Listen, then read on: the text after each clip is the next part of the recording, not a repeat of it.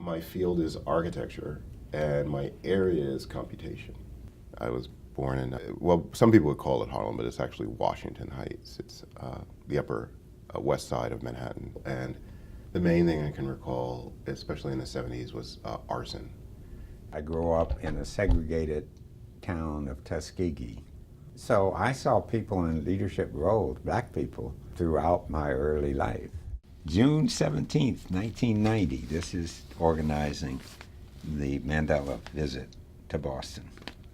I'm an associate professor in chemical engineering, and my research lab is focused on engineering bacteria for chemical production. Yeah, well, I'm a professor of digital media here at MIT. I founded and direct the Imagination, Computation, and Expression Laboratory, or ICE Lab.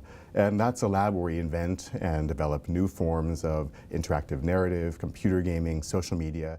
I'm in the Department of Brain and Cognitive Sciences. So we study two things, roughly speaking. We study how drugs act in the brain to produce the states of anesthesia, and we develop algorithms. My group develops algorithms to analyze neuroscience data.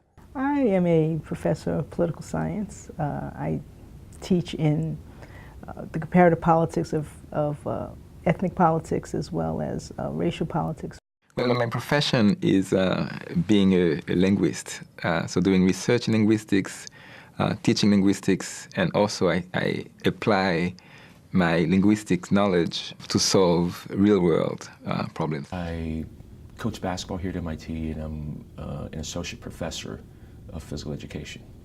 I think MIT is better now than it was 20 years ago. Not just for people of color, but for women as well.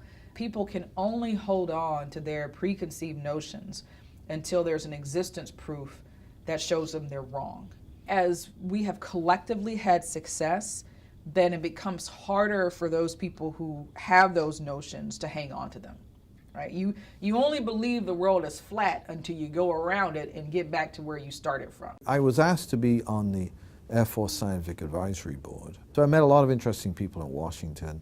I came to appreciate that there was a range of ways of thinking about things which are much broader than I've been thinking about before. Right? I mean, they never once asked me how to solve a differential equation. The Blacks at MIT project is a really important thing to do, and I'm happy to be a part of it. In part because it's important that MIT know and the world know that we're here, and that we have contributed, and as all other groups. We don't want special treatment.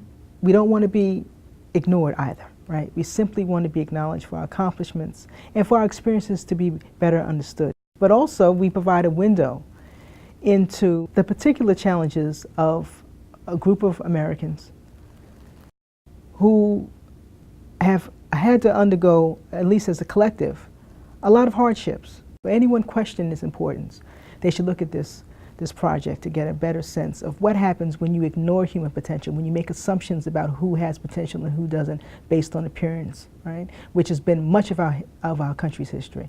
When you make decisions like that, the country loses. And this project shows that.